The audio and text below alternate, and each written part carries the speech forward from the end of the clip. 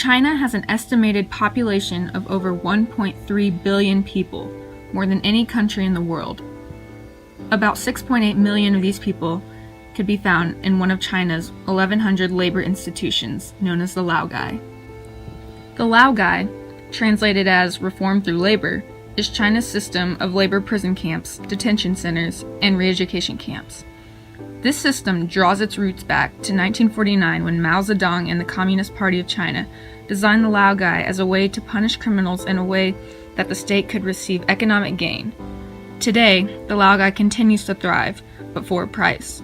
Not only are the conditions for the inmates deplorable, but many find themselves in these camps unjustly due to China's corrupt government and law enforcement.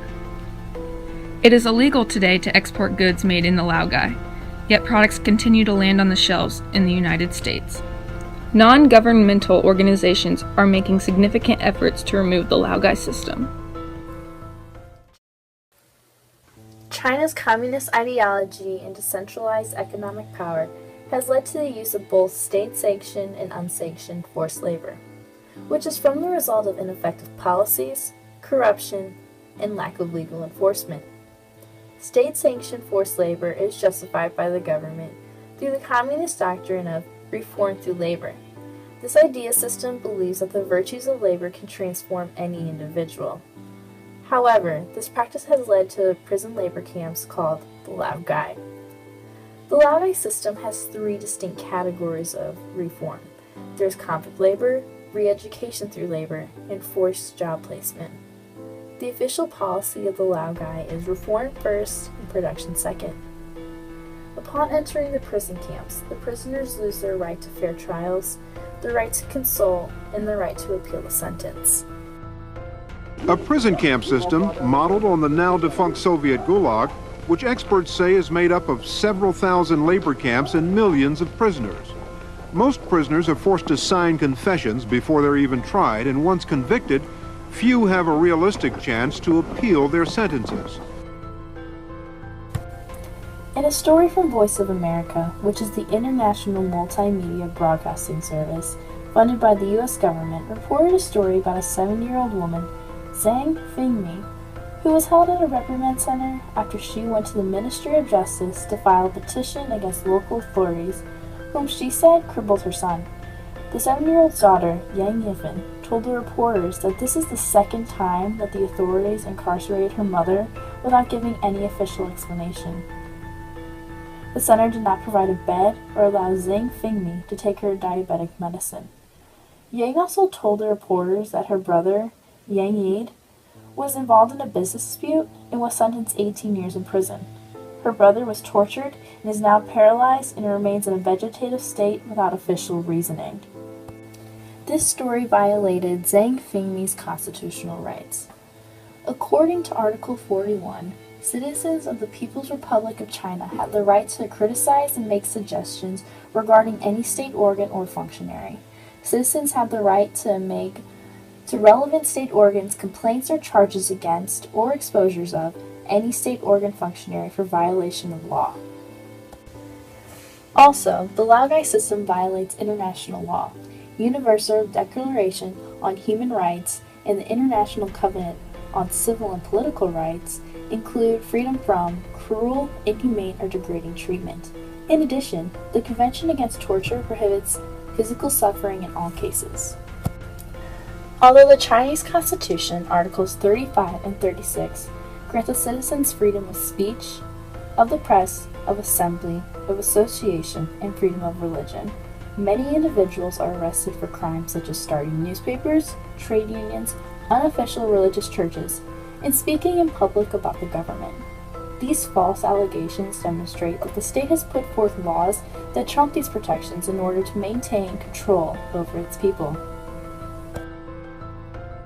劳教，3年劳教判我的原因是说扰乱社会治安，扰乱社会秩序。因为他说我到处去传福音，所以把我判了。他送我去劳教所的路上，他们就说，这是到了劳教所，让你知道你信耶稣是错了，所以呢，送你。Despite Chinese laws setting standards on conditions for inmates of the prison camps, prisoners continued to find themselves under terrible circumstances. Much of the insight on what goes on inside of the camps comes from former inmates. When prisoners arrive, many will be sent to live in tiny cells along with many others in the same cell. It becomes so cramped that everyone cannot even lay down on the floor at the same time. Stuart Foster, an American colleague who spent 8 months in the Chinese Laogai, states, "In the cell, there was an average of 30 men. There were no chairs, no beds. We slept on concrete floor and most people didn't even have a sheet and certainly no pillows. It was so crowded that most inmates had to sleep on their side." In most camps, prisoners are given little to no clothing. They often find themselves working in their underwear alone. According to Chinese law, prisoners are required to be provided with food and beverage comparable to those who work in similar fields. Despite these efforts, prisoners in the Laogai are often fed extremely small meals of poor quality. This lack of food causes fights amongst the prisoners. When it comes time to work, conditions only worsen for the inmates.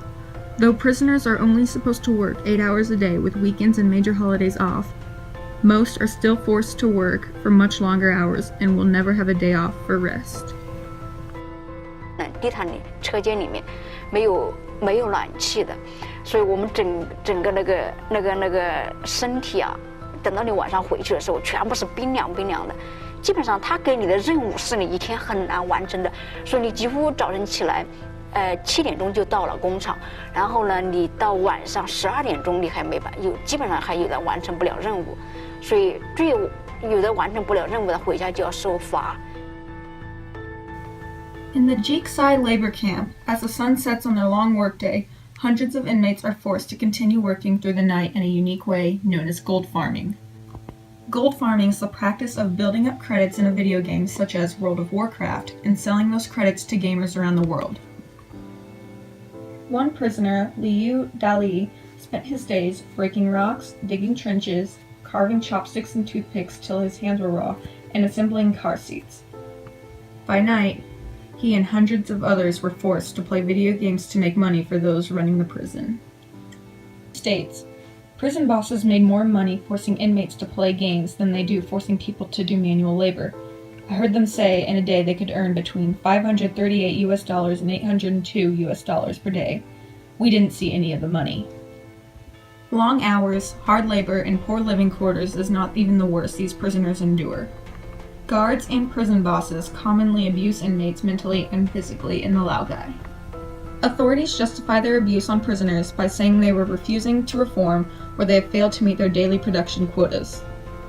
The most common form of abuse was restricting prisoners' food as leverage to increase production rates. Liu Dali of the Jiksai labor camp states, "If I couldn't complete my work quota, they would force me to stand, hands raised in the air, and after they returned, they would beat me with plastic pipes."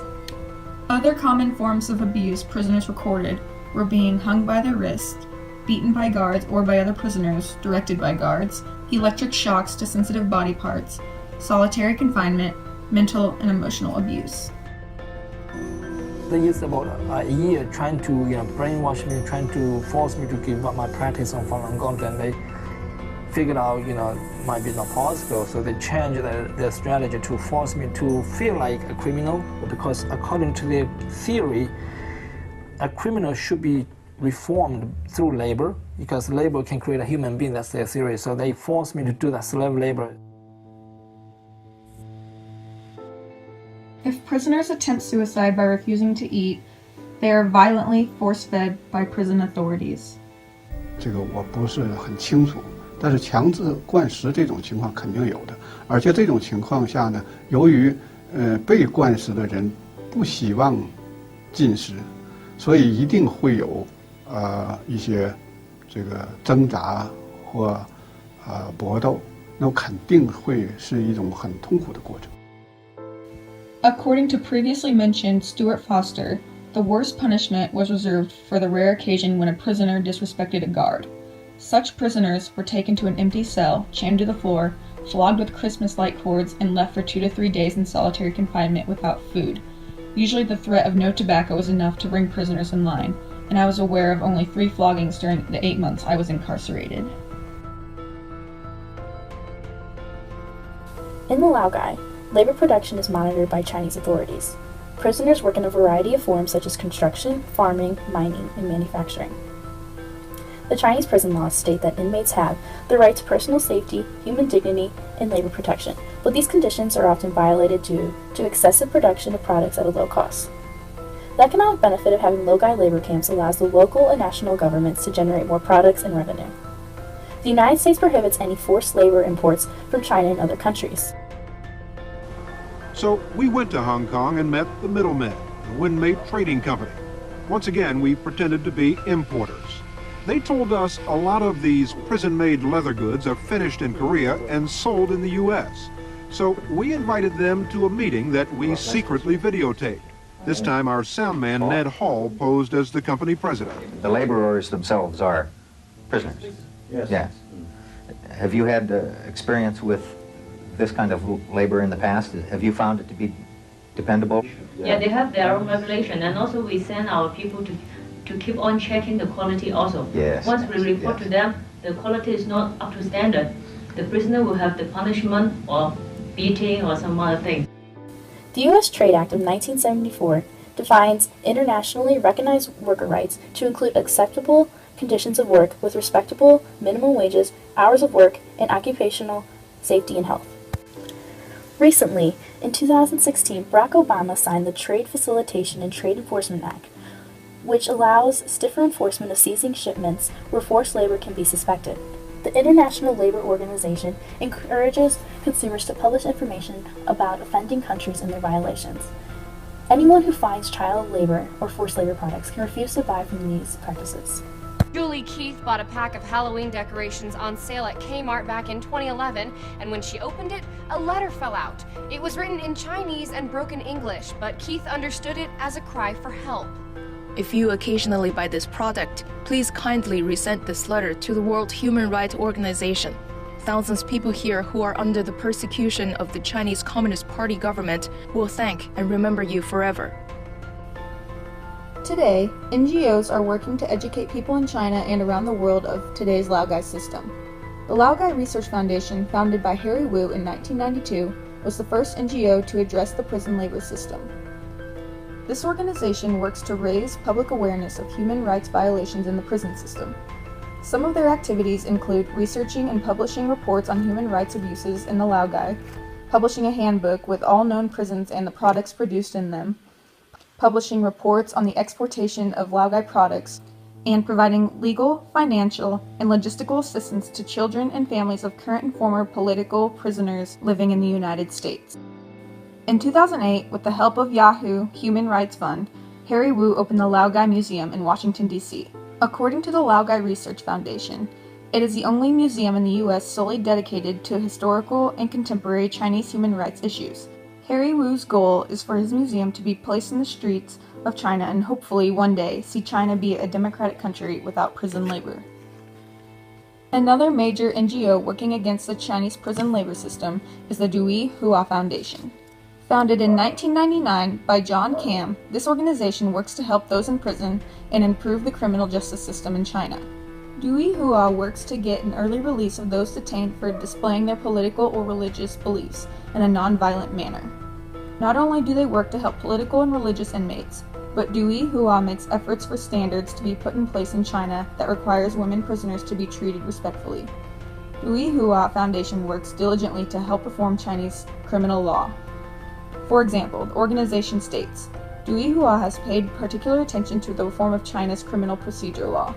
For the first time in 16 years, the National People's Congress passed amendments to the law on March 14, 2012. Effective January 1, 2013, the law strengthens procedural protections for the vast majority of suspects and defendants, while further consolidating a separate, less regulated criminal justice system for those accused of state security offenses. Unfortunately, even with efforts made by NGOs and international governments, the Laogai system continues to unjustly detain people, abuse prisoners' human rights, and exports illegal goods around the globe. If NGOs, international governments, and the people of China and around the world continue to push for change in China, the Laogai may one day come to an end.